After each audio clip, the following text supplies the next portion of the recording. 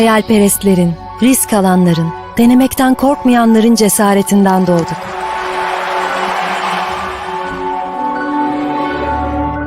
Bizi asla yarı yolda bırakmayan o sesin rehberliğiyle ilerlemeye ve öğrenmeye devam ediyoruz. Bunun için varız. Bu yüzden gece geç saatlere kadar lambalarımız sönmez. Elveda demek hem hüzün hem de gurur verir. Her şeyi sorgulayarak ve merakımızı besleyerek, dayanıklılığımızı test ederek,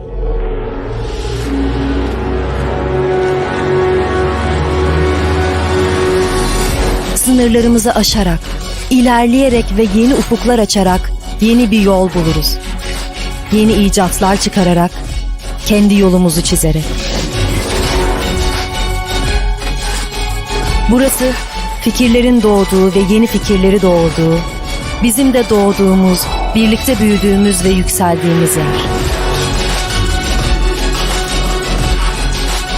Burası Yakın Doğu Üniversitesi. Hello everyone, dear colleagues, welcome to our third international conference on water problems in Mediterranean countries, as well as our sixth international conference on natural resources and sustainable environmental management. Every researcher in here will have approximately 15 minutes of time allocation. We have a couple of researchers ready to present their researches, and we would like to hear from them. Our first presenter is Dr. Semanur Genç, and let's hear about Dr. Semanur Genç's research.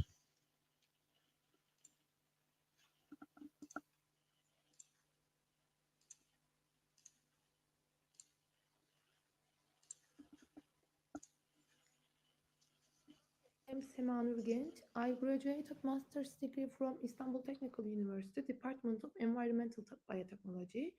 Today I am going to talk about environmental impacts from university dining hall. What is the life cycle assessment? Life cycle assessment is a methodology for assessing environmental impacts associated with all the stages of the life cycle of a commercial product, process, or service. The life cycle assessment framework has 4 phases. The goal of the study is to evaluate the environmental impacts of energy consumption, water consumption, and waste management with the life cycle assessment.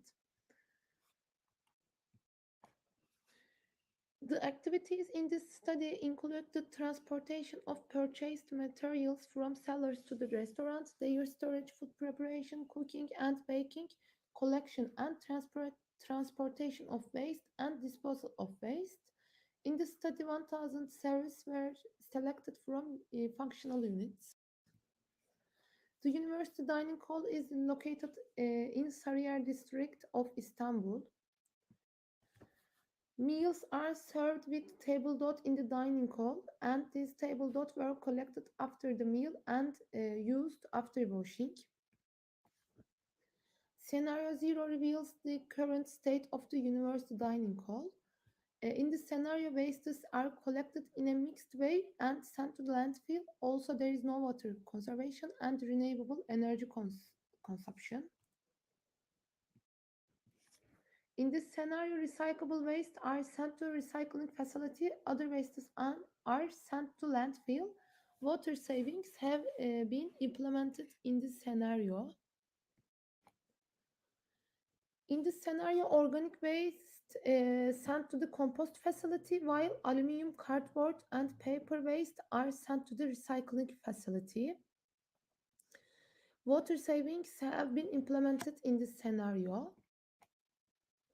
In this scenario, organic waste is sent to the anaerobic digestion, while tin waste, cardboard waste are sent to the recycling facility. Water savings have been implemented in this scenario. The current inventory data of dining hall are shown in table. The types of waste generated from dining hall are as follows: wastewater, waste oil, organic waste, recyclable waste, and non-recyclable waste. Recyclable waste are divided into 5 categories. The figure shows the percentages of waste in the mass whole for all scenario. Gabi Lifecycle Assessment Software and EcoInvent database were used the lifecycle analysis study. All values were calculated with annual service numbers and represented for 1,000 services. Within the framework of this study, the transportation of inputs into the dining hall within the system boundary, two related transportation process in city and out of city. In this scenario, all waste from the university dining hall was collected by the municipality in the area reserved for waste. Waste management information for scenario 1 is given in table. Cardboard, paper, and aluminum waste were separated and sent to the recycle facility. The remaining waste was sent to a landfill facility. In this scenario, cardboard, paper, and aluminum waste were separated and sent to the recycling facility. Organic waste was separated and sent to a composting facility. The remaining waste was sent to a landfill facility. In this scenario, cardboard, paper, and aluminum waste were separated and sent to a recycling facility.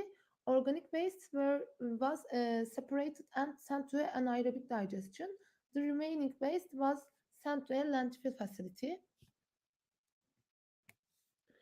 As shown in figure, transportation has made the biggest contribution to the abiotic element depletion potential elements impact category. Transportation contribution is followed by electricity contribution. For abiotic fossil depletion potential, electricity has the highest environmental impact. For this category, the electricity contribution is followed by natural gas. For the acidification potential, electricity has the highest impact. Lignite made the largest contribution to electricity, respectively hard coal and natural gas. For eutrophication potential impact category, electricity has the highest environmental impact. For the eutrophication potential, the electricity contribution is followed by landfill. In the freshwater aquatic ecotoxicity potential impact category, landfill has the highest environmental impact. In the global warming potential, electricity has the highest environmental impact. The second major effect is landfill. For human toxicity potential impact category, electricity has the highest environmental impact. The second effect is landfill. The marine aquatic ecotoxicity potential, electricity has the highest environmental impact. And the only factor that causes the ozone layer depletion impact category is landfill. Municipal waste collection service made the largest contribution to electricity and second the biosanitary landfill facility. In the photochemical ozone creation potential, electricity has the highest environmental impact. Lignite made the largest contribution to electricity, respectively hard coal and natural gas. In the terrestric ecotoxicity potential impact category, electricity has the environmental impact. Transmission network made the largest contribution to electricity. In the water scenario in the study, 16% water saving is targeted. No water savings were implemented in scenario 0. Water savings have been implemented scenario 1, scenario 2, and scenario 3.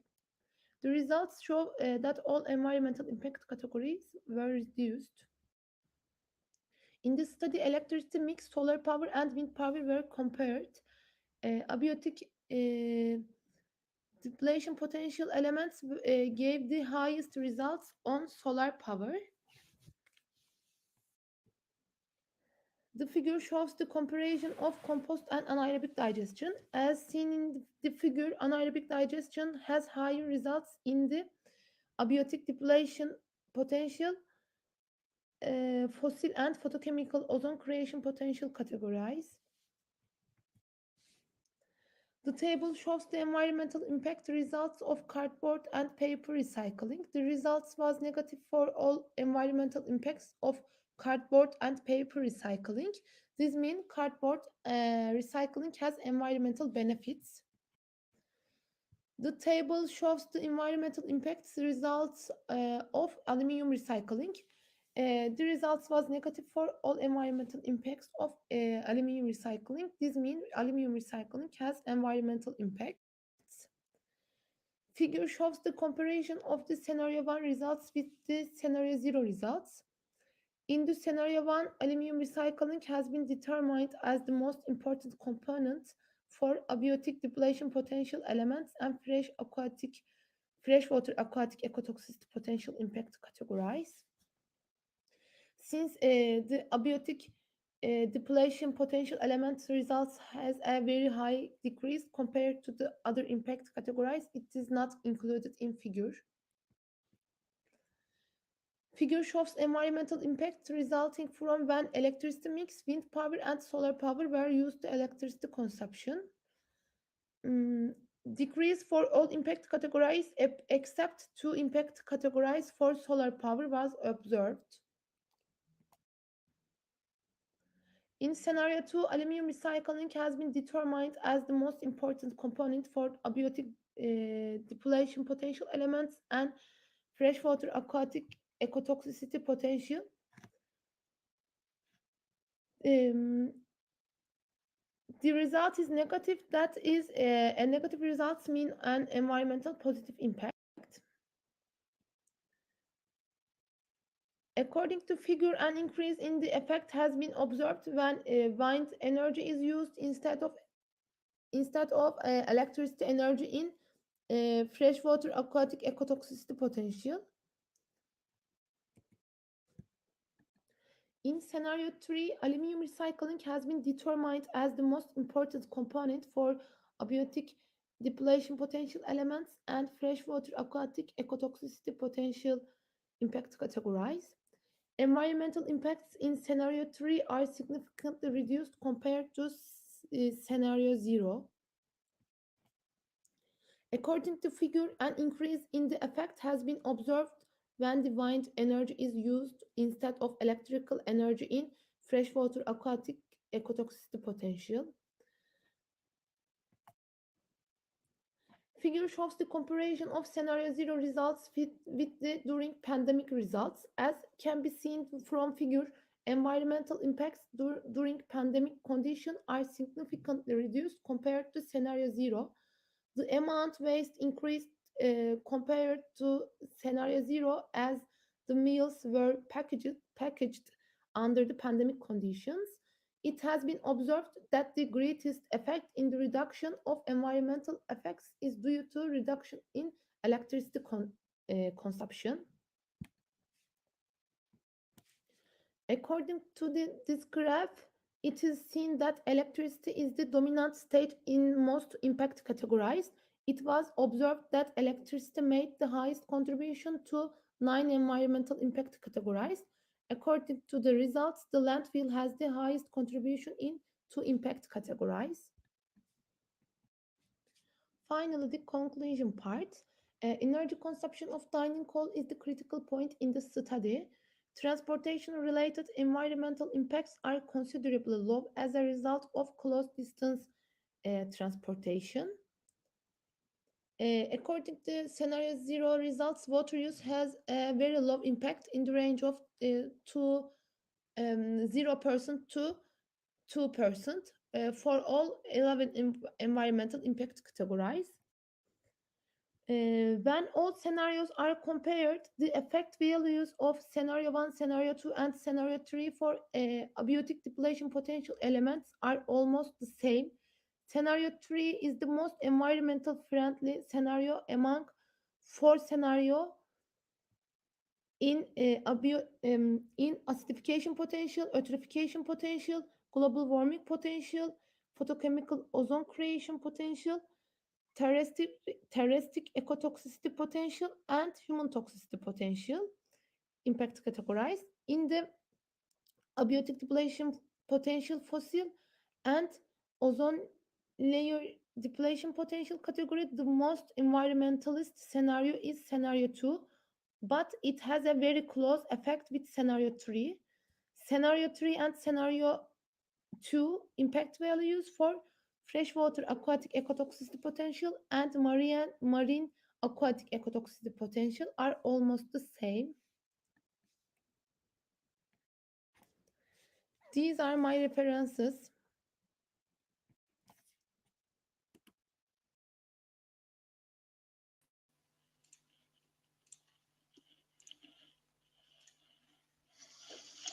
Thank you very much. We thank for Dr. Semanur for sharing his valuable findings. Now, our next presenter is Dr. Buket Asilsoy.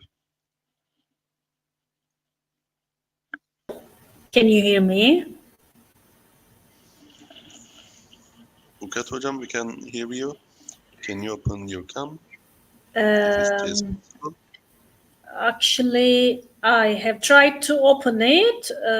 It says processing. Okay. Can you try to share your presentation at least so that we will be, yes, Yeah. okay. We can see your presentation. Okay, it's okay like this. Do I have to make it a full screen or something? No, it is full screen right Okay. now. We can see it in full screen. Okay, thanks. Can I Okay, start? no worries. Yes, you can start. Yes, thanks a lot. Yes, the study title is Evaluation of User Perception Regarding a Municipal Urban Design Scheme in the Context of Smart Cities concept in Gönyeli, Nicosia. This study is prepared with Sinem Yıldırım, Salih Gücel, and Özge Özden, and I will be presenting. Now. So how can I change it? This program is new for me. I am trying to change the slides, but it's not changing. Yes, Tom, sorry. Yes, this is the outline. First, I will be briefly evaluating the research background, and then the research context for the field study. And then I will be discussing the research design of the methodology part, and then the findings.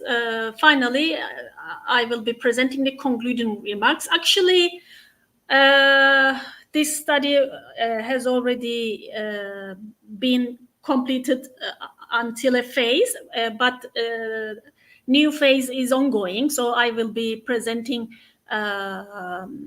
the findings for the completed part. There will be a new phase of the research, and before we publish the paper, we will be managing to complete the whole study.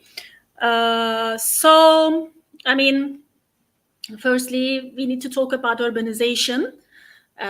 If we need to acknowledge the requirement of sustainability and urban development movements like smart city concept, we need to first think about urbanization, because it's an ongoing process for the humankind right now. And human population in urban areas is continuing to rise up. There is a growing requirement for the current urbanization patterns to shift to a more sustainable urban feature. And that's why sustainable urbanism has been a key concept to tackle the challenges emerging because of the global climate change concerns and the rapidly urbanizing world population. Sustainable urbanism is a holistic concept. It has many dimensions, of course. It has economic dimension, environmental dimension, social dimension, and of course cultural dimension. For instance, this figure represents a holistic framework for human sustainable urbanism, according to one of the scholars, Oktay. And I mean, there have been different movements focusing on sustainability in urban environments, and smart cities, this concept is one of these movements emerging, especially after 1980s. One of the concepts emerged within the agenda of sustainable urbanism is smart cities. Unceasing growth of population and urbanization have intensified innovative ways to handle urbanization with minimal impact on environment, citizen lifestyles, and governance. The smart systems have the potential to boost the resilience of the cities struggling with the consequences of the global warming and climate change. So this concept itself has a holistic framework, and I mean innovation, information and communications technology, and sustainability. We can argue that these are the basic components of a smart city. Here in this study, we are focusing on the sustainability dimension of the smart city concept. And regarding the sustainability dimension of the smart city concept, public spaces, which are urban, open, and green spaces, are highly vital to fulfill the requirements for implementing such a city. In other words, urban green space is a fundamental component of urban infrastructure. It needs to be upgraded simultaneously with the concept of the smart city.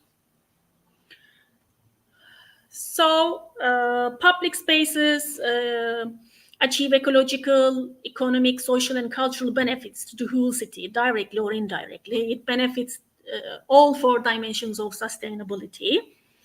Good quality, well-maintained public spaces have the potential to attract visitors to retail areas, thereby contributing to the improved business for local retailers. I mean, here we can see different photos of public spaces, and these are vital for sustainable urban development movements, including smart cities, if I need to repeat. Within this background, we have conducted a survey in Yenikent district of Gönyeli, Nicosia, because rapid urban expansion is also occurring in northern Cyprus. Nicosia, as the capital in particular, needs sustainable urban planning and design applications, including new public spaces such as well-integrated streets, squares, and parks. Hence, urban open spaces have qualitative and quantitative insufficiencies in northern Cyprus. This is the boulevard that we have applied the field study. I mean, Belediye Boulevard, Yenikent Gönyeli, Nicosia. Also, this region has had recently an implementation including pedestrian and bike lanes and plantations with urban furniture. So these are the urban design scheme of the boulevard for this new application. There are the bike lanes and the pedestrian lanes and urban furniture and street trees applied to that boulevard. And again, these are the photos. These are the different views from this same street. And here are the urban furniture items existing in this new design application, the bus stops, street trees, and etc. So for the fields, for this user survey, there were 60 randomly chosen participants, and a questionnaire was structured with 3 sections. Actually, we will include a new section to this existing questionnaire, and we will be measuring user preference regarding the smart technology. I mean, what are their views? What are the user preference regarding the smart technology items, which is among the main indicators of smart city. But I mean, existing part of the field study, I mean, it involves 3 sections. The first section involved 8 items. This first section measured the user perception of the participants about issues including boulevards, street trees, urban furniture, and bike lane.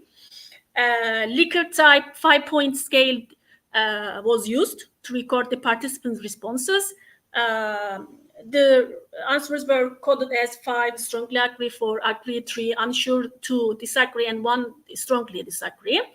In addition, in the second section of the questionnaire, environmental attitudes were measured with the help of a new environmental paradigm scale, including 15 items. And in the third section, socio-demographic data, including gender, age, education, etc., was selected to be measured with 6 items. So, I mean, 48% of the participants was female, and the rest was male. And here, 10% of the respondents were between the ages of 56 to 65. And also there were participants between the ages of 41 to 55, and there were participants between ages of 66 to 75. The highest number of participants was between the ages of 26 to 40, and with a rate of nearly 60%. And regarding the education profile, 30% had a high school degree, and another 30% had a university degree. And regarding the 8 items of the first section measuring the user preferences, the first item was, I am satisfied with the tree plantation on Yenikent Boulevard. The second one was the street furniture, like bus stop, bench, lighting used in this boulevard designing application is sufficient. The third one was, I find the narrowing of the vehicular road positive for pavement and bicycle path and afforestation. And another item was, such an urban design application contributes positively to my walking or cycling.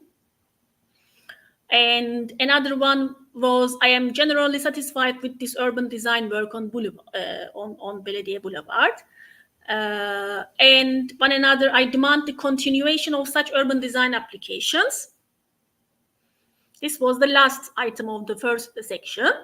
I mean, if I conclude the findings, merely 16.7% of them gave the answer of strongly agree, and 28.3% agree with the question, I find the narrowing of the vehicular road positive for afforestation, pavement, and bicycle path. And in addition, merely 50% of the participants strongly agreed with the question, such an urban design application contributes positively to my walking or cycling. This was the 6th item. And for the 7th item, I am generally satisfied with this urban design work on Belediye Boulevard. Nearly 63.70% of them gave the answer of agree, and 25% of them gave the answer of strongly agree. So we can argue that based on these findings, as we know that such initiatives, such applications, supporting the green infrastructure of the city, and I mean supporting the sustainability of the urban environment is highly required and beneficial for the Northern Cyprus urban settlements. The rate of the acceptance and welcoming of the application by the local people would expect it to be much higher. However, it's not like that. In other words, it can be concluded that besides such implementations, environmental awareness and concern of the public must be raised in order to convince them about the urgency of solutions to tackle the ecological crisis, both in global and local level. So, if I need to repeat, we will be continuing to conduct a new phase of this field study for learning the user views about smart technology, which is another basic component of smart cities. And this was the end of my presentation. Thanks a lot. Thank you very much, Dr. Buket Asilsoy, for your presentation about Cyprus. Thank you very much for sharing your findings with us.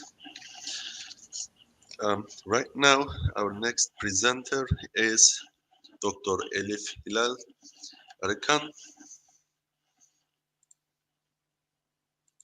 Let's see what Dr. Elif would like to tell us about their findings.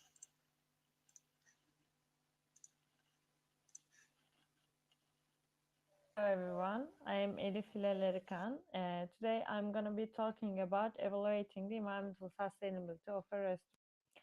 And first we're going to start with the introduction. What is life cycle assessment? It is an approach to evaluate the environmental impacts of a process or product via the life cycle. It starts from the raw material production and move on to the manufacturing, processing, and transportation of the products, raw materials, and also the final disposal and end of life of a product. The international standard organization ISO 14040 and 44 standards provide a stable framework for the life cycle assessment. Life cycle assessment have 4 different steps. It starts with the goal and scope definition. It's basically in this part we define our goal and scope for the study, and also we decide our functional unit, which is very important for the life cycle assessment. And we move on to the inventory analysis, which is the data collection part. Data are collecting for functional unit, and the impact assessment part, we are using the software to get our results for the study. And for the interpretation part, we have some remarks about the study, and we are defining them in this part.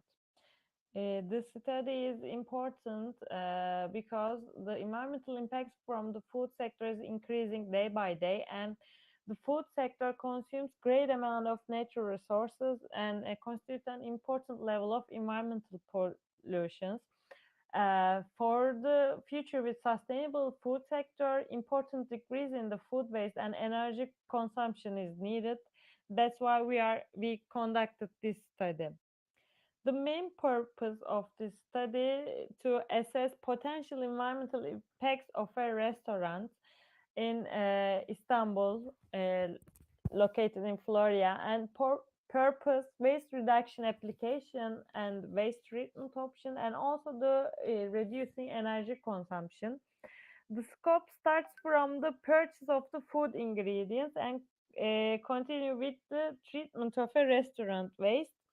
And the production part of the ingredients is not included in the system boundary, and the functional unit chosen as 100 service served.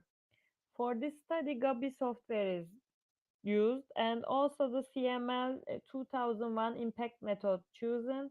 For the database, EcoInvent database is used for the conduct this study. As I said earlier, the selected restaurant is located in the Istanbul and serves an average of 140 people in a day. And this study conducted for the 2019, and all of the primary data is collected from the restaurant for this year. For the inventory analysis part, you can see the inputs and outputs of our study. Water, electricity, coal, natural gas, beverages, meat, chicken products, dairy products, spices, packaging material, etc. is used as a input. And for the output, we have organic waste, wastewater, waste oil, glass waste, plastic waste, paper waste, and lastly, the metal waste. In this scenario, you can see the system boundary of the restaurant, which is current situation in the restaurant, and this is the scenario 0. We have also have 4 other scenarios for this study. It starts from the raw material production. We store the restaurants store these raw materials, prepare them, cook them, and also restaurant creates waste. And in this situation, all of the waste goes to landfill. Scenario 1 is the other scenario that we conduct for this study. In this one, different from the scenario 0, we choose to return that waste that can be returnable, and the other one goes to landfill. For the scenario 2, returnable waste again sent back to the supplier, recyclable waste sent to recycle. The other waste is like organic waste, non-recyclable waste, and other waste goes to landfill. For the scenario 3, again, returnable waste sent back to supplier, organic waste sent to anaerobic digestion, and recyclable waste sent to recycle, non-recyclable waste and other waste sent to landfill.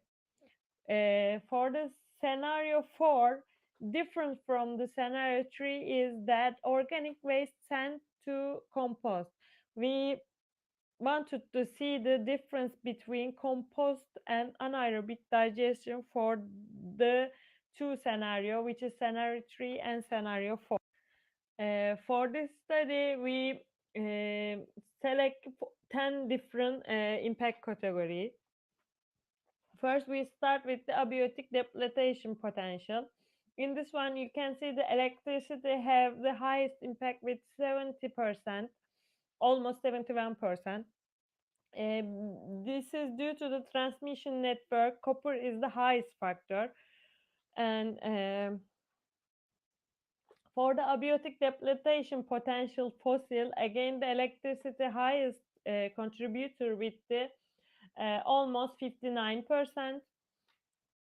For the acidification potential, electricity is the highest, have the highest impact with almost 66%. Inorganic emissions, sulfur dioxide and nitric oxide emissions to air from the electricity production hard coal and electricity production lignite process were the main contributor of this impact.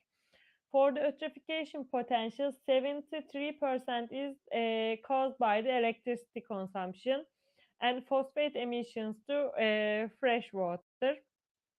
For the freshwater aquatic ecotoxicity potential, the main source is again the electricity consumption with 67%. This is due to the transmission network. Copper is the highest factor. And for the global warming potential, electricity has the highest impact with 57.4%. And this is mainly caused by inorganic emissions to air from carbon dioxide. And for the human toxicity potential, again, electricity has the highest impact in all other impact category impacts.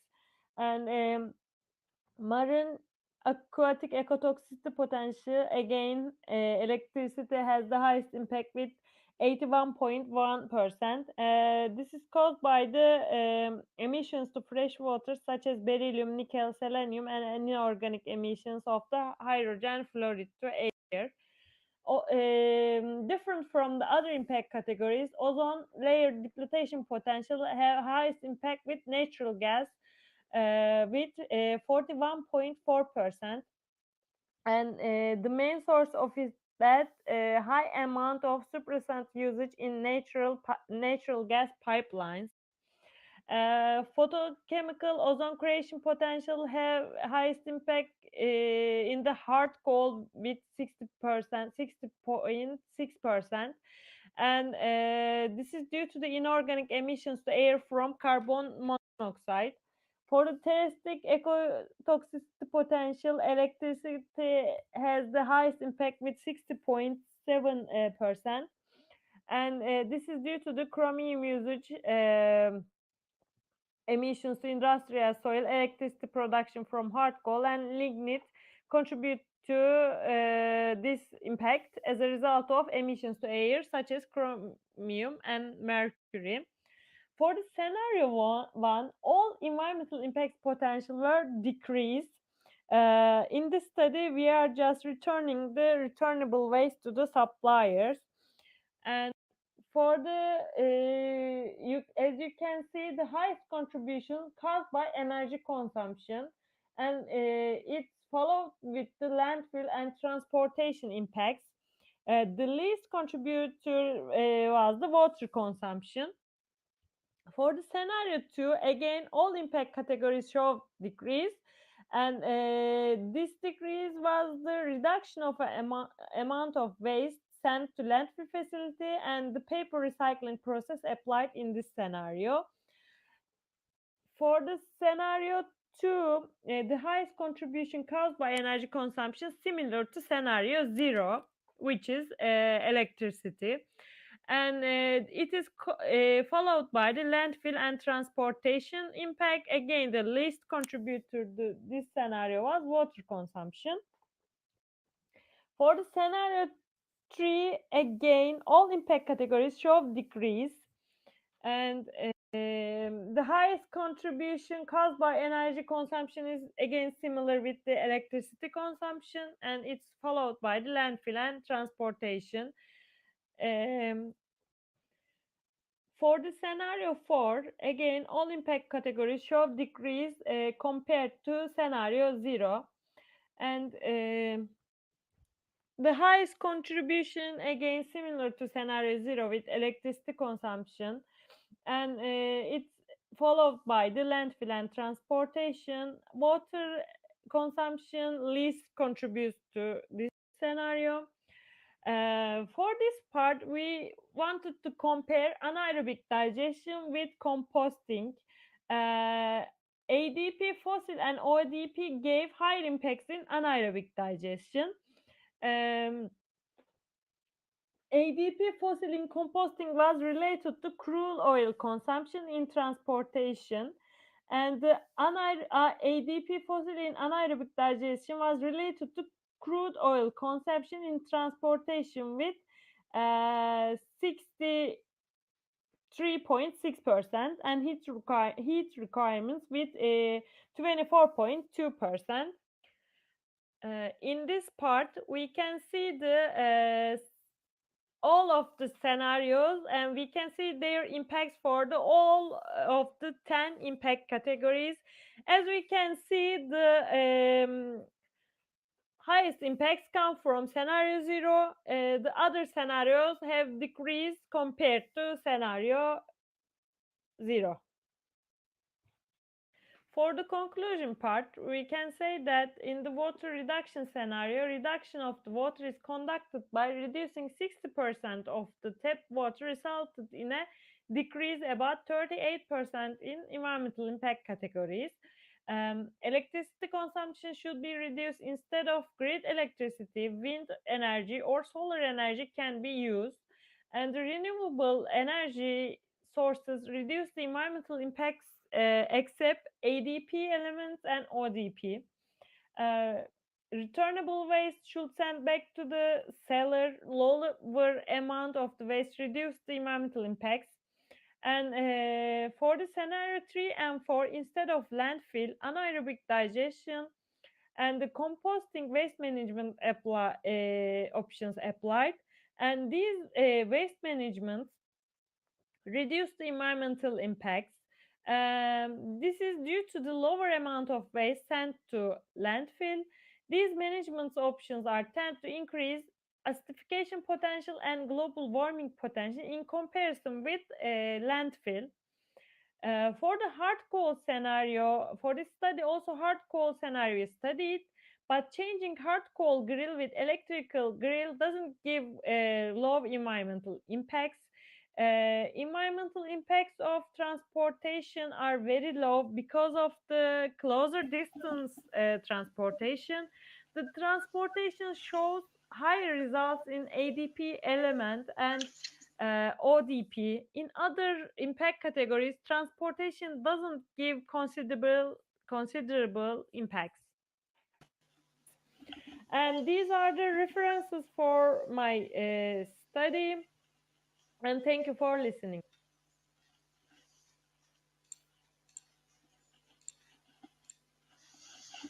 Thank you very much for Dr. Dr. Elif Hilal Arkan for their presentation. And our next presentation will be from Dr. Sezen Kahveci. Hello everybody, this is Sezen. I am environmental engineer. Today I would like to talk about appropriate environmental management for a supermarket. My presentation is divided into 8 sections. Firstly, I'm going to look at life cycle assessment. Following that, I'll show you assessment of environmental impacts in supermarkets, a material and method, waste management scenarios, and energy consumption categories, environmental impact assessment, scenarios according to different energy source usage, and finally we'll look at conclusion and recommendations. A life cycle assessment is a method of monitoring the different phases of the life or product or process it provides to determine the main environmental impact categories. Main goals are environmental friendly product, prevention of environmental pollution, protection of natural resources, reducing health risk and environmental impacts, development of regulation and laws, and improving environmental performance assessments. If you look at this slide, you will see life cycle assessment framework. The life cycle assessment framework consists of 4 parts, which are goal and scope definition, inventory analysis, impact assessment, and interpretation. So that completes life cycle assessment. Let's move on assessment of environmental impacts in supermarkets.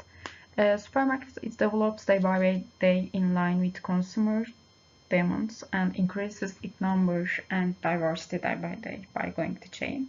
It is increased. It has been observed that market operation process also cause environmental effects with the formation of social awareness and environmental awareness. The environmental effects of the markets and studies to reduce these effects have started to be examined and reported by the sector. The aim of the study is to evaluate the environmental impacts of supermarkets and to determine strategies to reduce their environmental impacts. In the markets, the most environmental impact occurs with waste management and energy management. Modeling is performed based on data collected from supermarket for about a year. Energy consumption and waste management practices are known as the major sources of environmental impacts arising from supermarkets. Due to this effect, the study is most concentrated on focused on the effects of energy requirement and waste management. This study was conducted using the food waste data of a wholesale retail supermarket between January 2019 and December 2019 and category-based electricity consumption data. The annual food waste amount of the store selected as the sample is 6,600 kilograms and the annual energy consumption 400,000 kilowatt hour. The grid energy consumption of the store consists of 4 main sections.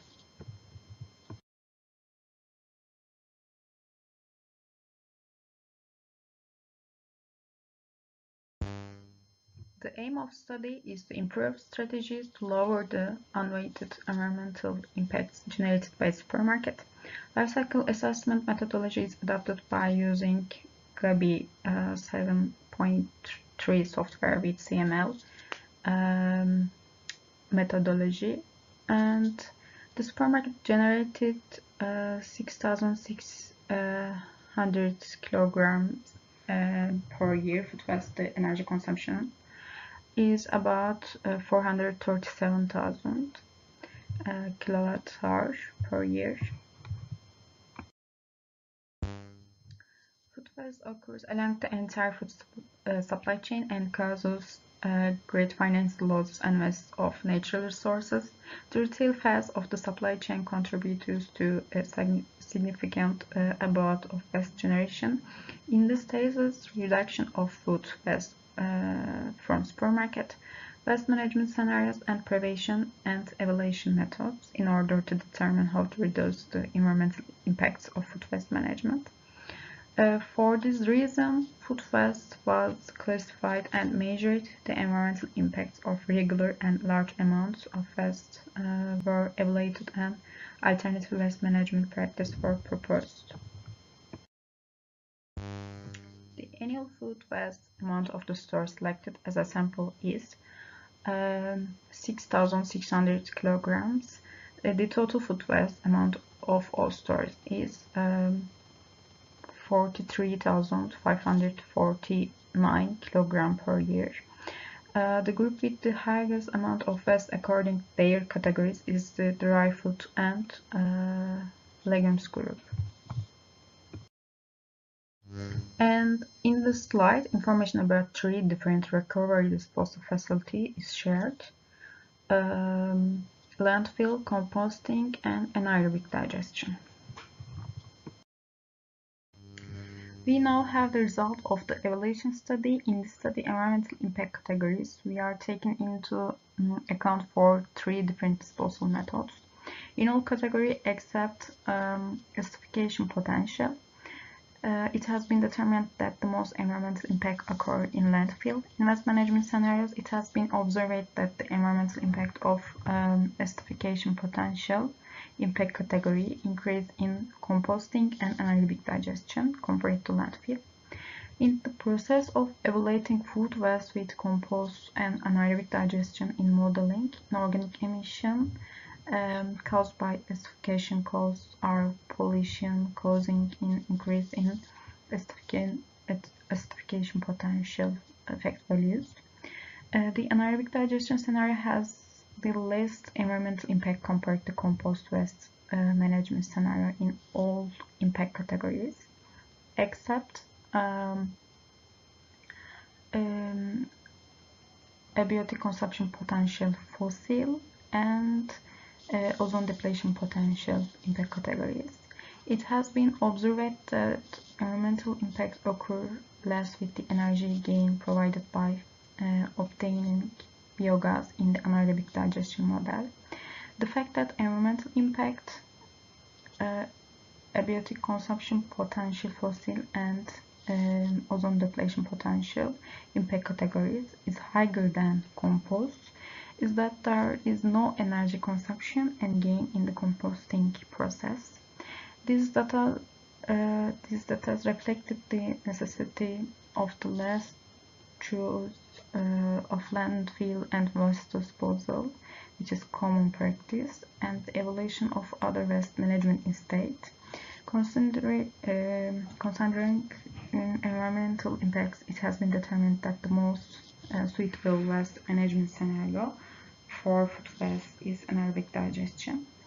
The first step of the food waste management hierarchy is the reduction of food at its source, the resale of food donation, and the use of animal feed, which are the first steps to be preferred.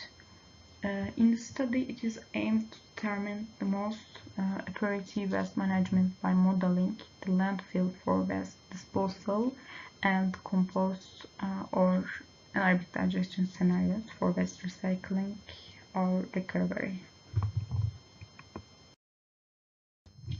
Although the share of food waste management in the total environmental impact is very small, strategy and food waste management scenarios to reduce food waste have been created and their results are included. In waste management scenarios, landfill and compost and anaerobic digestion have been evaluated as alternative scenarios. In waste management, it is accepted that all food waste are disposed of by landfill method, while the values were normalized landfill data were taken as a basis. Values generated by regular storage were accepted as 100%. The impact of other waste scenario have been evaluated according to acceptance. At the same time, it is aimed to determine the environmental impact of the market by considering the energy consumption on a category basis and to reveal the scenarios that will reduce the environmental impact caused by the use of renewable energy source and energy consumption. So, goal is evaluating and comparing the environmental impacts of previously stored energy consumption. Scope is energy consumption used in market operation, and functional unit is total annual energy consumption. The grid energy consumption of the store consists of 4 main sections. Energy saving studies were also carried out reduce environmental impact through lighting, heating, ventilation, and air conditioning system, cold room, and refrigerated vertical cabinet categories. In order to reduce energy consumption, a new system was created by using a new energy efficient system and new technology equipment. It has been determined that more than 50% energy saving can be achieved in all electricity consumption categories with the system. With the transition from old system to the new system, a 57% reduction was observed in the environmental impact of energy management. Environmental effect of the new system, 50% reduction in the lighting category, 46% reduction in the other system category, 61% reduction in the refrigerated vertical cabinet category, and 71% reduction in the cold room category. Now we have result of the assessment study. In the study, 10 different environmental impact categories were considered. In my study, I included energy supply scenarios as well as life cycle assessment of supermarket waste disposal because the energy needs of the entire production facility are provided from the grid mix. The company aims to reduce its environmental impact in coming years. The use renewable resources is an optimization project for the company in order to reduce the effect of the use of non-renewable energy resources. Two different scenarios were applied in the study, wind turbine and photovoltaics were chosen as a renewable energy sources. Why do I choose these two? According to Turkey's energy policies, it is aimed to increase both photovoltaic and wind energy capacity by an additional 10,000 megawatt in the next 10 years. We will see how renewable energy sources affect the impact category result when producing 1 kilowatt per hour electricity. In scenarios, these three of energy sources were compared to each other and data provided from equivalent databases. Grid mix includes 49% natural gas, 21% lignite, and 7% coal. If you look at this chart, you will see that environmental impacts of total unit energy consumption. And And from this chart, we can understand the difference than using wind energy instead of mains electricity. And this chart, you will see percentage distribution of the change in impact factors when solar energy is used instead of mains electricity. In this figure, we can see that comparable result of grid mix and renewable source in the scope of producing a 1 kWh electricity. In order to compare renewable source and grid mix, all environmental impact categories result in grid mix were accepted as 100%. And ADP element category result in not included for figure because the category result is affected negatively. The main cause of the station is consuming more elements during producing of renewable energy sources. In rest of categories, wind turbine usage has a more environmental friendly option. After I obtained this result, actually I searched why wind turbines are better than photovoltaic. In one study, they are saying that the one benefit of wind over solar is that wind turbines can generate power 20 hours a day since they aren't dependent on sunlight. System use less energy, releases less carbon dioxide, and produce more overall energy.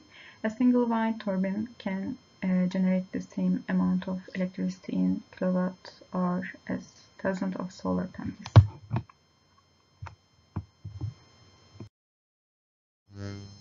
In this figure, we can see that environmental impact comparison of the use of grid energy, wind, and solar energy. As a result of study, I would like to share some key points. Energy consumption has more than 96% share in the examined environmental impact categories. Adopting a new energy system with substantial saving in terms of lighting and cold room and refrigerated vertical cabinets is observed to lower energy requirements by 50%.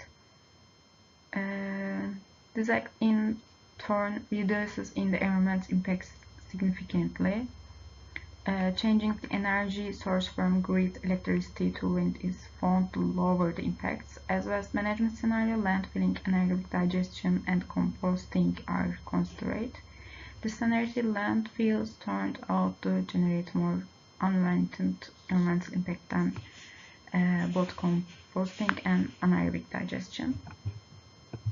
So the supermarket will reduce its environmental impact by using wind energy instead of mains electricity.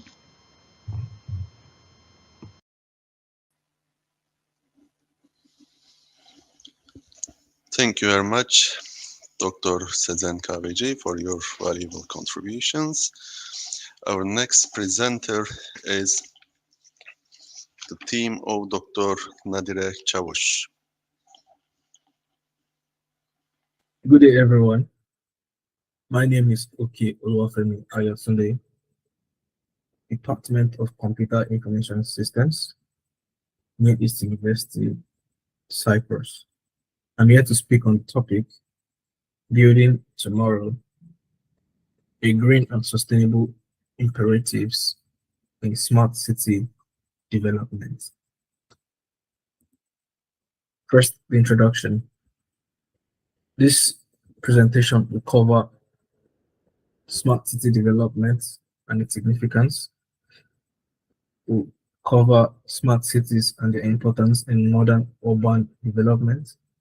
Also, green and sustainable initiatives.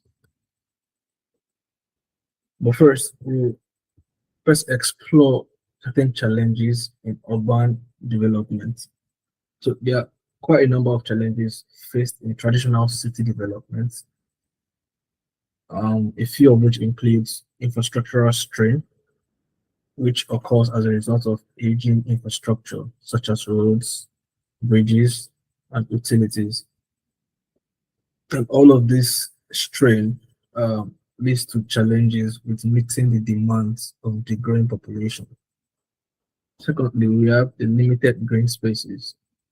As a result of urban expansion, most time it always leads to the lack of green spaces and parks, because there's always this urge to make more residential apartments and more residential buildings, hence impacting residents or population access to nature and recreational areas, thereby affecting their overall well-being.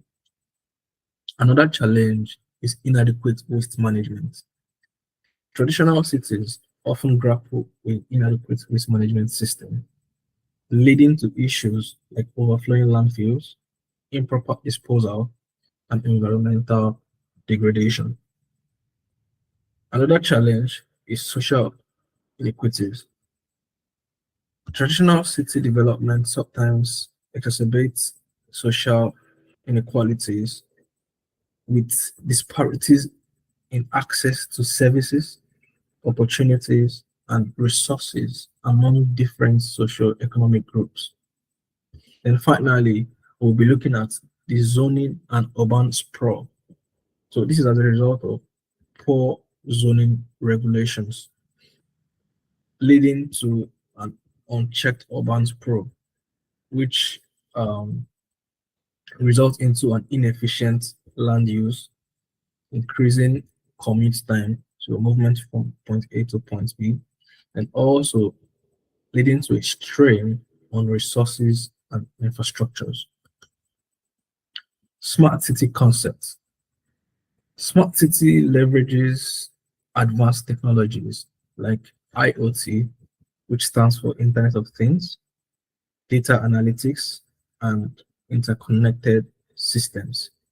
All of these technologies are useful in enhancing urban living, optimizing resource utilization, and improving overall efficiency in various aspects of the city life. On the other hand, we have the integration of technology and sustainability that involves deploying innovative solutions and practices that prioritizes environmental consciousness, energy efficiency, and eco-friendly infrastructure, thus ensuring a harmonious balance between technological advancement and ecological preservation.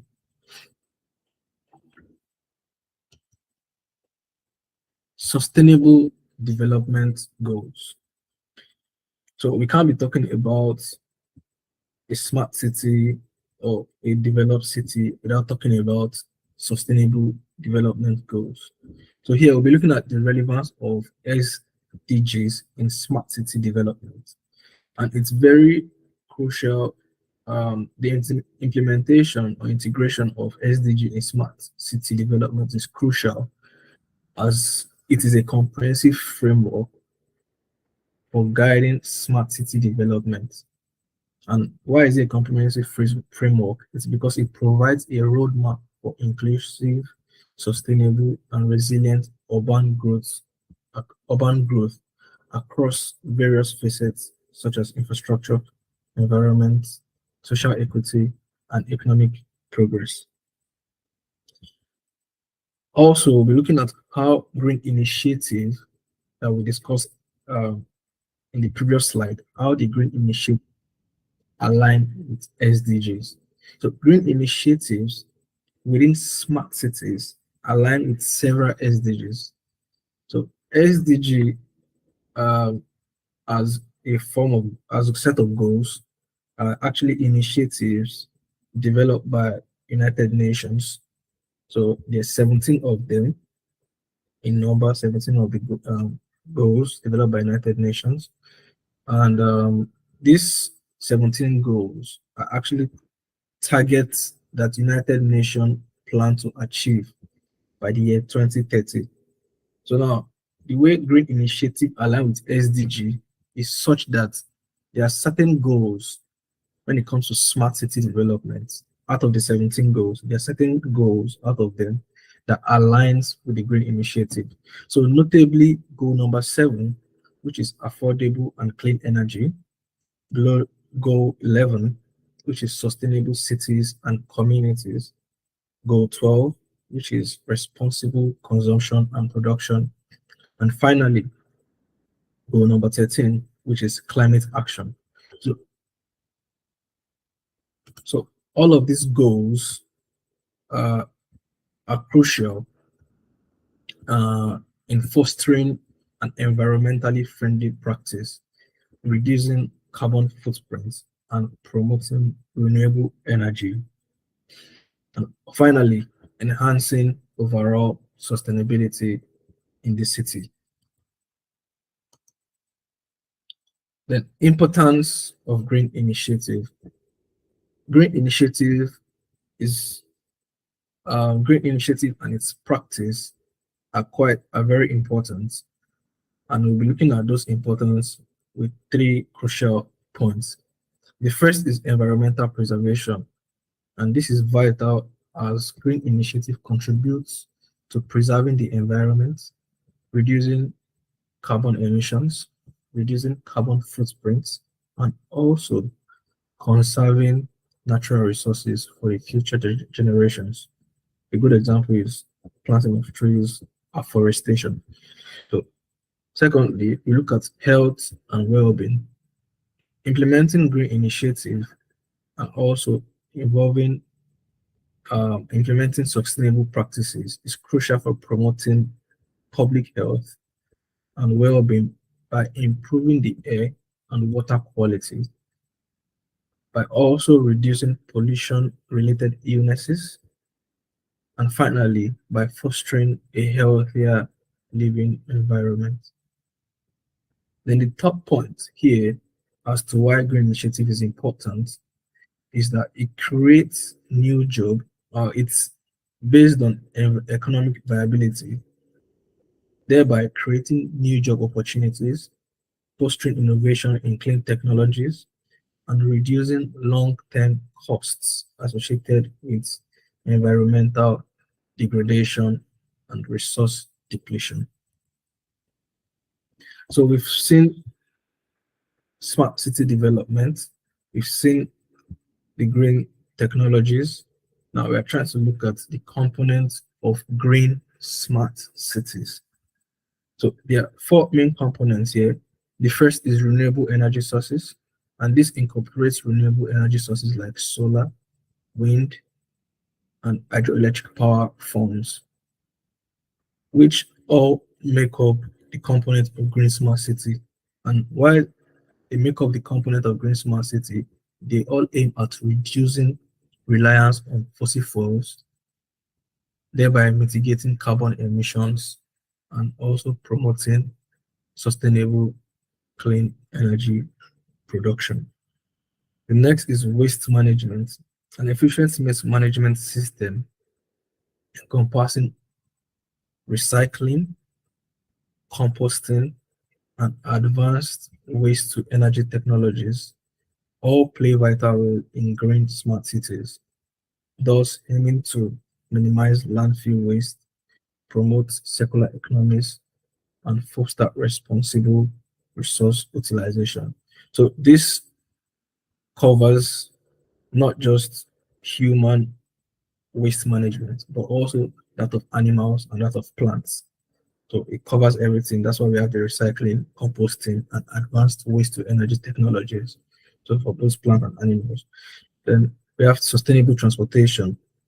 This initiative is vital to the development of public transit systems like bike lanes, electric vehicles, smart vehicles, tunnel rides, and also car sharing programs that we have in our car sharing applications. And all of these are very integral and they are very vital to the development of green smart cities. Hence, it will help to reduce traffic congestion, lower carbon emissions, and also enhance mobility while prioritizing eco-friendly modes of travel. And finally, of the components of green smart cities, we have the green spaces and eco-friendly infrastructure. The creation and preservation of green spaces like parks, urban forests, and sustainable landscape, along with eco-friendly infrastructure such as Green buildings, permeable pavements, and biodiversity-friendly designs are very crucial in green cities. And this is as a result of promoting biodiversity, enhancing urban aesthetics, and mitigating the urban heat island effect. So by the time we have, as made mention of earlier, we practice afforestation. The heat that is felt during the summertime will be reduced drastically by just practicing afforestation. That alone is one of the ways that can reduce the urban heat island effect. So next, we'll be looking at the technologies for this brain smart city or for the sustainable development. So we'll be looking at technologies are categorized into three different sections. First is the IoT for efficient resource management. IoT stands for Internet of Things. Hence, the utilization of IoT technology enables precise monitoring and management of resources like water, energy, and waste in real time, thus fostering efficient resource utilization and reducing unnecessary consumption in sustainable urban development. The next technology is renewable energy integration. The integration of renewable energy sources like solar, wind, and hydroelectric power into the urban infrastructure facilitates a shift towards cleaner and sustainable energy production, thereby decreasing reliance on non-renewable resources and mitigating environmental impacts. Finally, on the technology, we have data analytics for optimized urban planning. So the way it works is, as long as we are implementing IoT technology, there's no how we can implement IoT technology which makes use of sensors and devices without having to talk about data analytics.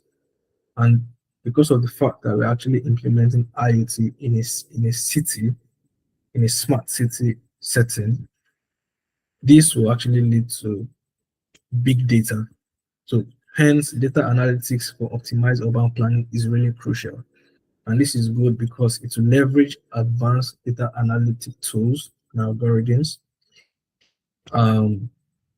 which will enable the city planners to analyze vast data sets, predict trends, and make informed decisions, thereby optimizing urban development strategies, enhancing infrastructure efficiency, and finally supporting sustainable growth in smart cities, all from the data. So all of these insights can be gotten from the data in the smart city. So we've discussed the technologies, we've seen the green effect in the sustainable development. All of this are not perfect. They have their setbacks. So here we'll be looking at a few of the challenges and probable solutions to that. So challenges faced in implementing green initiative is such that the first is high cost. Implementing these things can be very expensive, without funding. And also because these technologies alone, standalone, are quite expensive, and also maintaining these technologies over time too can be really expensive. Then also there's resistance to change from traditional practice. So this is one of the major issues that arises from migrating or converting from the traditional approach into a smart city. So it's the resistance to change from traditional practices. Then finally, we have the need for robust infrastructure and technology integration, which we have the need for a robust infrastructure and technology integration. So for this aspect, one crucial part of this point is the technology know-how. So we must have people hands-on who are really good at implementing these technologies who have a broad knowledge of how these technologies work so it can be properly integrated into the system. Then finally, we have hindering or the hindrance of swift adoption and implementation at scale. So just like I explained the last point, once we have experts who are very good at understanding these technologies, the scalability and implementation into the city will come quite easy without any hindrances. Then the strategies to overcome these challenges involve fostering public awareness and education about the long-term benefits of green practices, sensitizing and incentivizing sustainable behaviors, collaborating with stakeholders for financial support because it might be quite expensive, and implementing supportive policies and regulations to encourage adoption and investment in green initiatives. The role of government and policies. All of this sustainable development of smart cities might be a very cumbersome expense for a private individual or a private body to fund. So the role of government in promoting sustainable development is such that the government play a crucial role in promoting sustainable development. And how they do that is by formulating and implementing policies, providing incentives, funding research, fostering collaborations within a city or collaborations intra-city or collaborations intercity or collaborations with different countries, and also creating regulatory frameworks that encourage and support environmentally friendly practices in urban planning and development. So that's the role of the government in promoting sustainable development. Then now we're looking at the policies supporting green initiatives in smart cities. The policies supporting the green initiatives encompass a range of measures, which includes incentives for renewable energy adoption, strict emission standard for vehicles, actually to reduce the carbon emission, and also zoning regulations is very important. So zoning regulations promoting green spaces is very important. Then subsidies for sustainable infrastructure and initiatives promoting waste reduction and efficient resource management. All of this will be aimed at fostering a sustainable and eco-friendly urban landscape. So as the government have a role to play with this green sustainable development, so does the community have a role to play. Each household, each individual has a role to play. So here we're looking at community engagement, the importance of involving citizens in sustainable initiatives. Engaging citizens in sustainable initiative is crucial as it promotes a sense of ownership, because everyone is involved. So now they feel like, okay, they're part of this. So now that sense of ownership comes into play. It encourages behavioral changes towards eco-friendly practices. It fosters a sense of responsibility towards the environment, and it ensures the sustainability of implemented initiatives through collective action and support. And on the other hand, we have the impact and encouragement of community participation for a successful transition. So that means that community participation is an approach such that community participation would not only amplify effectiveness of sustainable initiative by garnering diverse perspective and innovative ideas, but It will also foster a sense of community cohesion, empowerment, and resilience, thereby ensuring a smoother and more successful transition towards a sustainable future for smart cities. So they have to put some measures in place to ensure that okay, people will be moved and eager to successfully transition from the traditional into the smart city. In conclusion, we discussed a traditional city. We discussed the importance of green and sustainable imperatives in shaping the future of smart cities. And also we saw some technologies that can be very effective, such as IoT, such as energy management, such as data driven cities, data analytics, which can be all integrated into the smart city. So all of these are imperative in ensuring and sustaining the future of smart cities. Thank you for listening. Thank you very much for Dr. Oke Olufave on behalf of Dr. Nadire Çavuş for presenting their research. Right now, our next presenter is Dr. Hazal Durmuş. Hi everyone. Can you hear Yes. me? Yes, we can see you, Dr. Hazal, and we can also see you. How can I share my screen from here? If your presentation is ready, you can directly click the present button and then share screen and select the window which corresponds to the PowerPoint. Actually, yes. Can you see? Can you see my screen? Not right now, but let us wait a few seconds. And yes, we can see your screen. Okay. Is it proper for you? Yeah, it is perfectly good. Okay. Hi everyone. My name is Hazal Durmuş.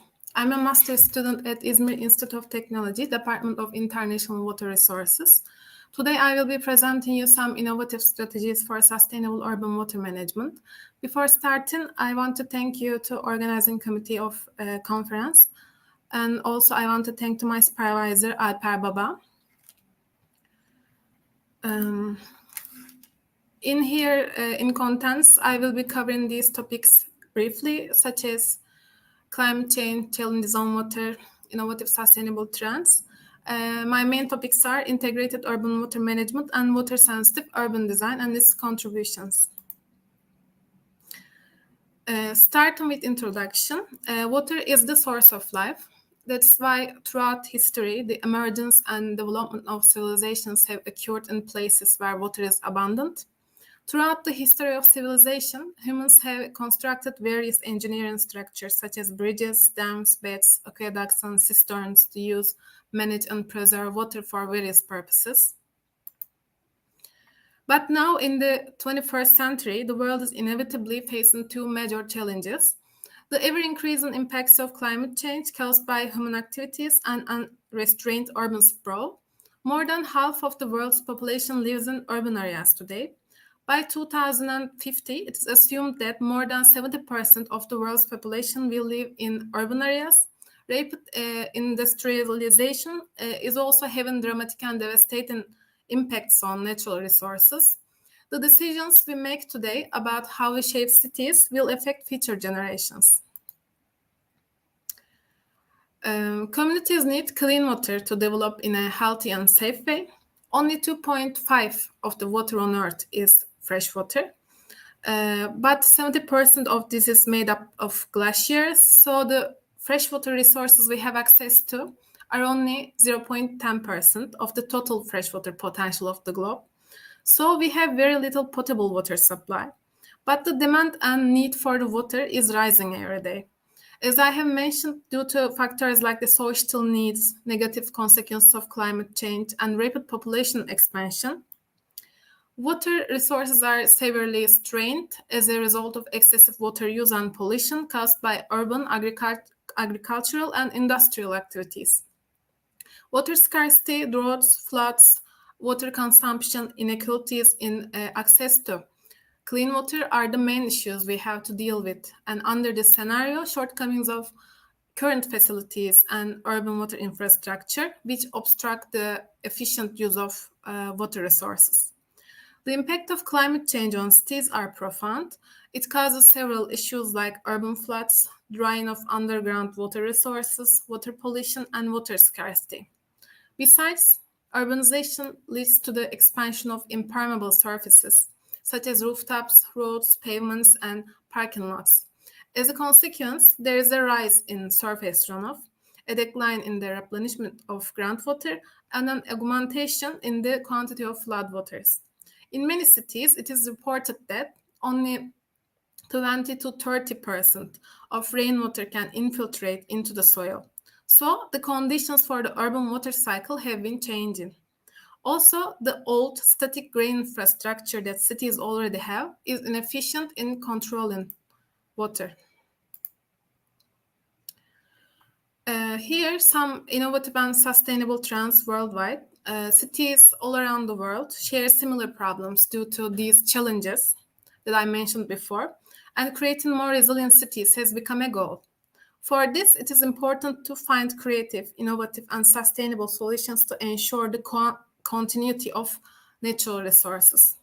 As Derribble says, cities are shaped by the challenges they have to deal with. So each city is oriented towards strategies for its own physical, social, ecological, and economic conditions, needs, and problems. In this map, we can see a general spread of innovative sustainable systems and approaches around the world. The rapid development of approaches, mostly in the late 1980s and 1990s, led to the diversification of terminologies that were initially popularized as best management practices, alternative techniques, water-sensitive urban design from Europe and America. Later on, these terms evolved to encompass broader dynamics of cities, incorporating concepts such as low-impact development and sustainable urban drainage systems.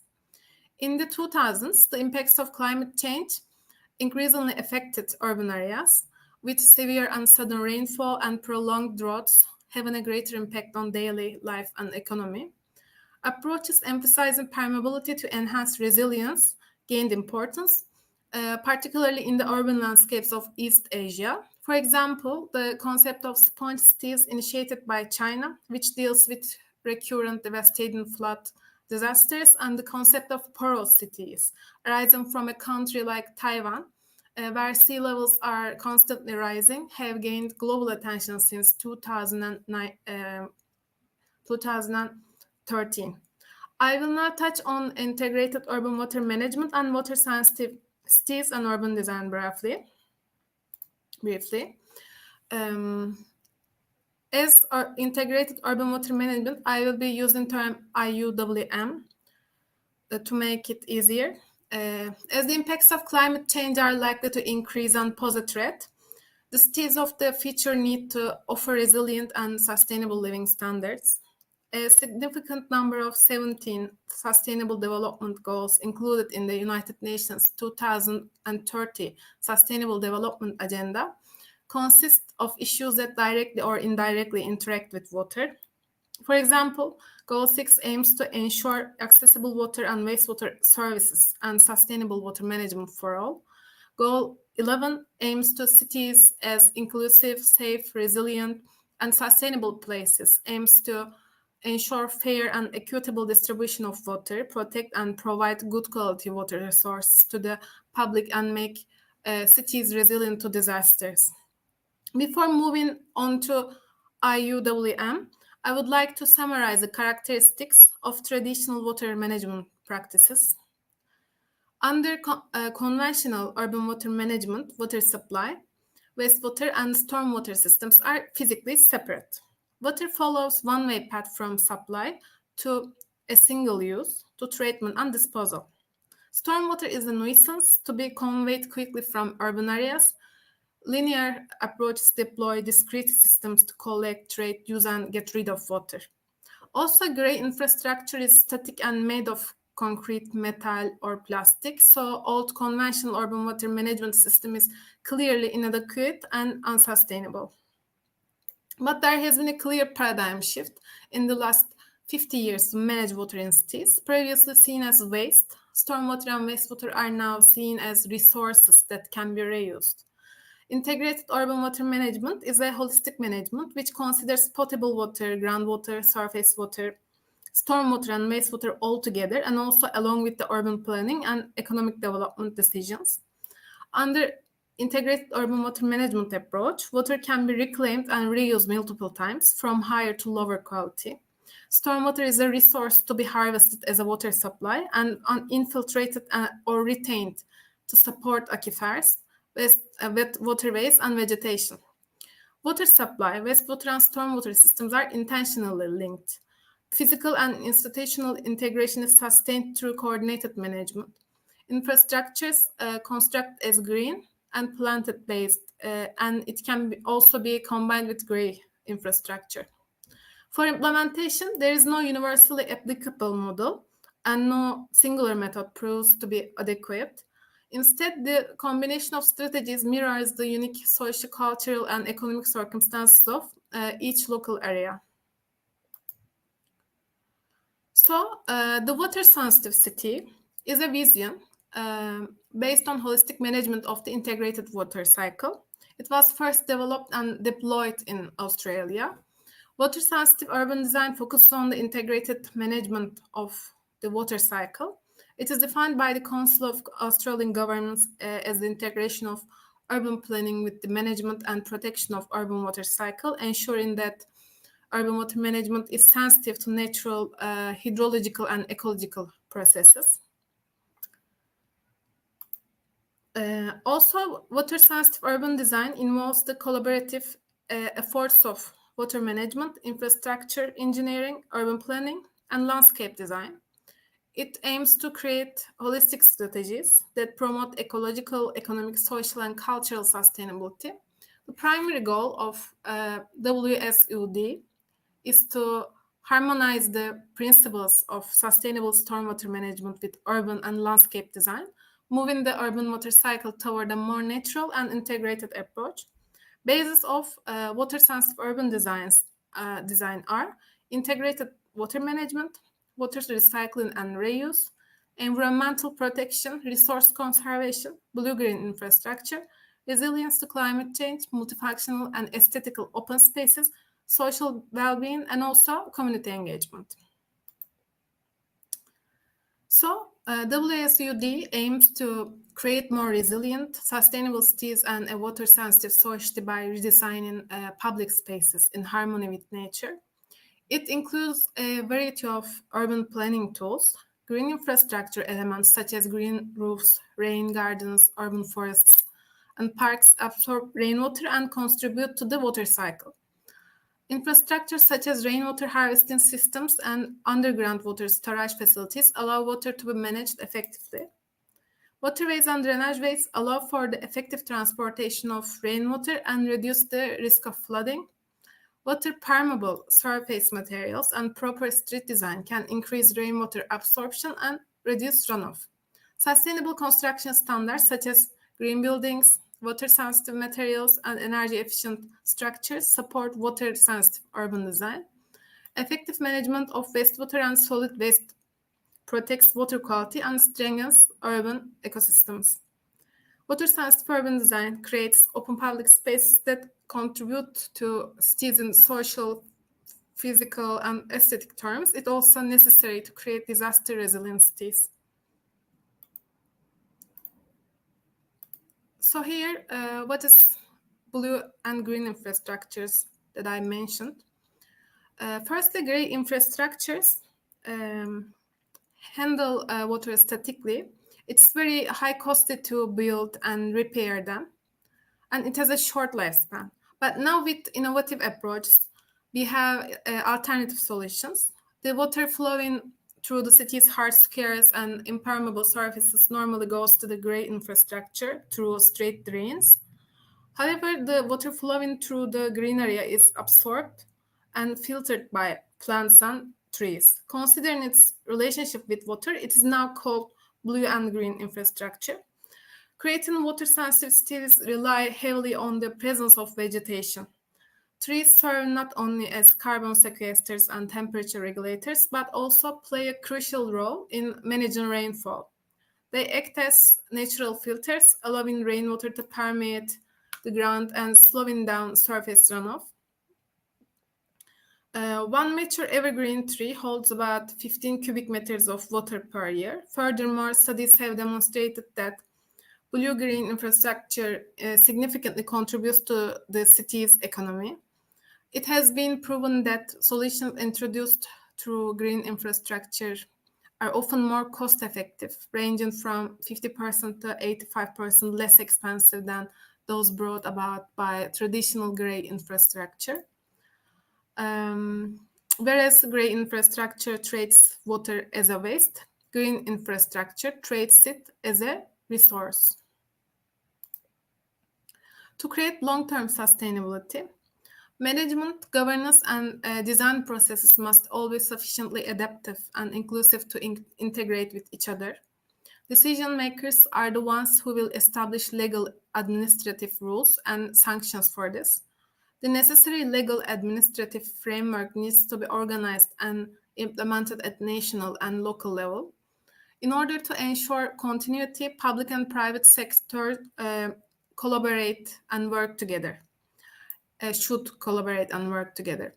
Experts such as engineers, urban planners, landscape architects, and educators should cooperate in an interdisciplinary way. Most importantly, institutions and public awareness should be raised in this direction. Raising awareness and education is important for the continuity. We shouldn't seek sustainability only about physical environment. It also should be considered in education and awareness. For the last say, water is a precious resource that has always been and always will be an essential part of our lives. We should be grateful for its existence. As Professor Eşbah says, we often think of cities as a crisis area where problems need to be solved, but to solve these problems, we need to approach the city in a more positive and compassionate way. Because the city is a space in which we live and access different types and scales of water, we must approach water with its full potential and consider cities from a water perspective. Our concern should not be the physical limits and quantity of the water, but how we can integrate it with urban systems. So cities have to question and reconstruct their relationship with water in their planning and design phases. With integrated and water-sensitive approach, we can make nature a sustainable element of and support to the built environment and create more resilient, healthier cities. Thank you for listening to me. Thank you very much, Hazal Hocam, for your lovely presentation and presenting every detailed review. Actually, it was very good, and I think everyone will appreciate it. And also, it was a very good idea for putting your email on the last slide so that everyone can actually reach you. So thank you for attending to our conference. Okay, thank you so much. Our next presenter is Dr. Shabani.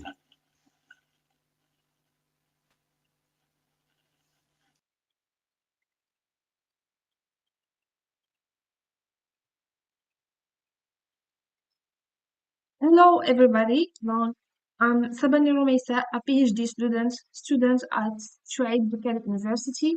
I'm delighted to present to you today my work entitled Detection of Defects in Rotating Machinery Bearings, Application in Electric Motors. So to achieve this, we will proceed with the following plan. We will start with an introduction, then we will discuss the energy context of our work. Following that, we will move on to the section of fault diagnosis. Then a case study with obtained results, and finally, we will conclude with perspectives and conclusion. So, in the modern industrial world, the rotating machinery serves as the backbone upon which the productivity and efficiency of numerous businesses rely. Whether it's turbines, motors, compressors, or other essential equipment, these dynamic machines are indispensable for various production processes.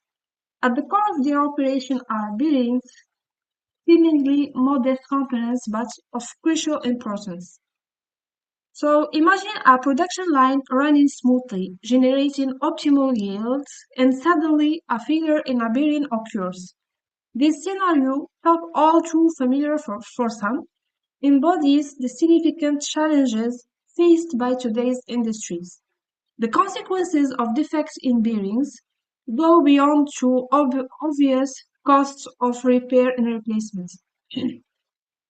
They result in costly production shutdowns, disruptions in supply chain, and in some cases, increased risks of industrial accidents. In this context, the prevention of defects in bearings emerges as a technological and economic imperative. So the questions are: how can we anticipate and remedy potential defects before they become catastrophic? How can we optimize the lifespan of bearings and minimize unforeseen downtime? These questions underpin our explanation today, where we will delve into innovative strategies for monitoring and preventive maintenance to ensure the continuous reliability and performance of rotating machinery. So, starting from 1950, the Industrial Revolution triggered a sharp increase in energy demands. This trend continued to grow explosively due to the combined effects of rising living standards and simultaneous population growth, as illustrated in the figure. These concerns provide a strong motivation for investment in research and energy management techniques focused on demand. At the national level, Morocco is energy dependent and must develop its own policy to address this need because energy management is one of the most significant challenges our country must face. So the industrial sector represents the second largest energy consumer, accounting for over 22% of total consumption, presenting a potential energy saving opportunity on both a national and international scale. In this context, Morocco has incorporated the dimension of energy efficiency into its energy strategy for reasons of energy supply security, promotion of industrial competitiveness, environmental protection, and sustainable development. 1/3 of the consumed primary energies are allocated to the production of electrical energy and the energy audit. Objective of the energy audit is to identify energy-saving opportunities, limit or eliminate energy waste, and consequently reduce electricity bills while protecting the environment. Following a detailed assessment, a set of improvement solutions, both in terms of energy, economy, and environment, is proposed. So the standard 50001 will provide various organizations with management strategies to increase energy efficiency, reduce costs, and enhance energy performance. The objectives of this standard are to help organizations use energy-consuming resources more wisely, promote best energy management practices, and reinforce positive behaviors in this area. It provides a framework to promote energy efficiency throughout the supply chain, facilitates improvements in energy management in the context of greenhouse gas emission reduction projects. So our Moroccan law number 4709. So this law aims to increase energy efficiency in the use of energy sources, avoid waste, alleviate the burden of energy costs on the national economy, and contribute to sustainable development. It also seeks to sustainably integrate energy efficiency techniques into all sectoral development programs. So we are able to see that a large portion of energy consumed in the industry is of electrical origin. In Morocco, it's around 20%. Taking a global perspective, we observe that a substantial amount is used to power electric motors.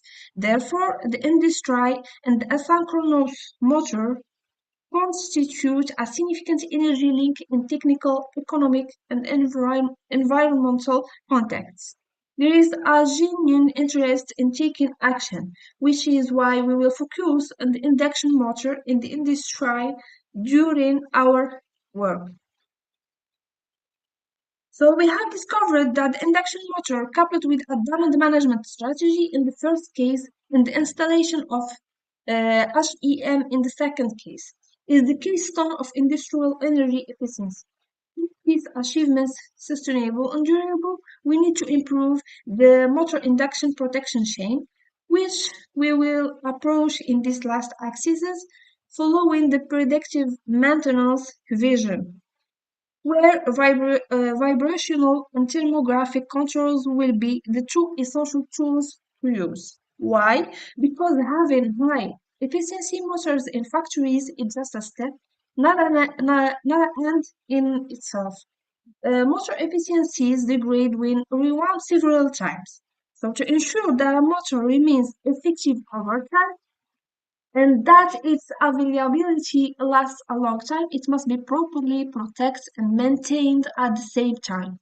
Our contribution in this axis will focus on protecting against the most common defects that have a purely negative impact on efficiency. So statistics regarding defects that appear during the operation of the induction motor allow for classification in four categories. Electric faults in the stator, electric faults in the rotor, bearing faults, and other types of faults. So two significant sources of failure that affect both bearings and winding insulation are shaft misalignments and excessive operating temperature. These two causes have the most significant negative impact on the lifespan of the induction motor. Our objective was to find a solution capable of preventing misalignment faults and preserving the original efficiency of the machine. Therefore, a method for monitoring the shaft alignment status is initiated to more accurately estimate the risk of failure. Thanks to the researchers at LabSIP laboratory and the expertise of professors and researchers, along with availability of PZT, the materials, the lead zirconate titanate, it's a sensor. My colleagues are adept at manipulating these materials into piezoelectric sensors. These sensors can convert mechanical vibration into electrical voltage through the direct piezoelectric effect. Consequently, we focused on the idea of using this piezoelectric material which can transform vibration into an electrical signal. Thus, each electrical signal representing a defect will have a distinct shape in its own spectrum. So the experiment is represented in the following figure and image. It comprises five main subsystems: induction motor, a PZT sensor, a national instruments data acquisition system, a computer, and MATLAB software. The rotor shaft is supported by a non-loaded driving support bearing. The advantage of this technique is to study only the impacts of misalignment and eliminate disturbances that can be introduced by loads coupled to the shaft. The bearing support itself is adjustable in the vertical direction, allowing for the creation of variable misalignment gravity. So for each misalignment case, we took the bearing vibration signal and transformed the signal from a time domain to a frequency domain using the FFT, the fast Fourier transformer. So in the first experiment, without shims, in the second 3 mm were inserted under the support, while in the third experiment 6 mm were inserted. The signal was acquired for 3 different cases: without shims, with 3 mm, and with 6 mm. The to characterize the onset of misalignment fault using the PZT sensor, the signals are experimentally measured at different times to verify the reproducibility of the experimental results. The amplitudes in the frequency domain are extracted and compared at different severities. In order to show the general characteristic, the two following figures represent the power spectrum of the base cases at 3 mm case. Perfect alignment cannot be achieved in practice. Of course, we can say there are not many observable things that observable things to the eye. But in the following figure, where 6 mm were inserted, we can see that the components at 450 Hz are distinct, and the components at 125 Hz are higher in the second case than the first. Additionally, the amplitude at 150 Hz increases with the degree of misalignment, which is consistent with the severity of faults. So a direct comparison of the current under different degrees of misalignment severity is made between the base reference cases to examine their influence on the electrical consumption of the induction motor. It shows that the current increases with the severity of misalignment. Indeed, the motor requires more torque to overcome disturbances and friction used by misalignment. This data also indicates the existence of an additional load of 2% for the 6 mm case. So the second most common fault is electrical faults, often due to an increase in temperature using insulation degradation, followed by short circuits. Each electric motor has a maximum operating temperature, usually indicated on its nameplate. In general, every 10 degrees Celsius increase from the nominal temperature reduces the motor's lifespan by half. In the laboratory, we studied the thermographic behavior of a 1.5 kilowatt motor by gradually loading it from 0 to 25%, 75 up to 100 of the rated power.